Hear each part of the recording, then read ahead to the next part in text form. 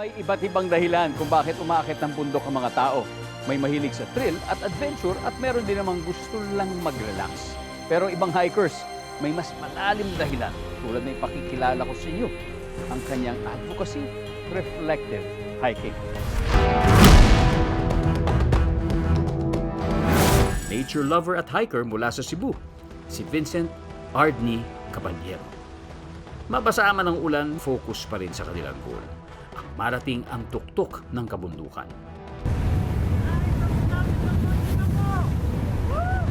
Isang mechanical engineer, photographer at docu-filmmaker si Ardney.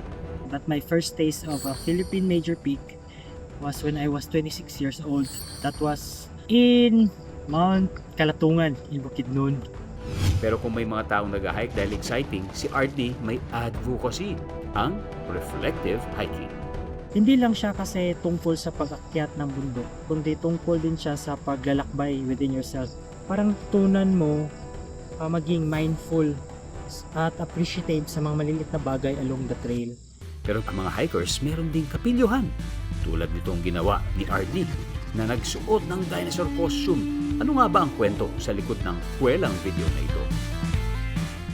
Mountain climber na si Ardney Caballero at ang kanyang grupo inabutan ng flash flood sa taas ng bundok. At ang kwento sa dinosaur costume na suot niya nang mag-hiking sa Bukidnon, alamin.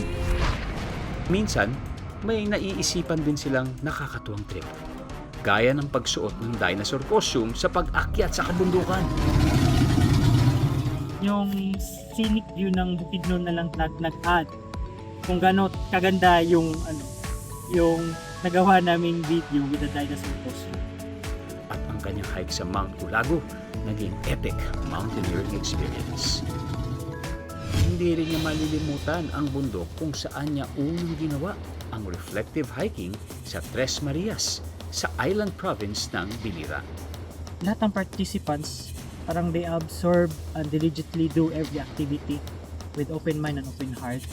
It was also a great experience to inspire fellow outdoor enthusiasts.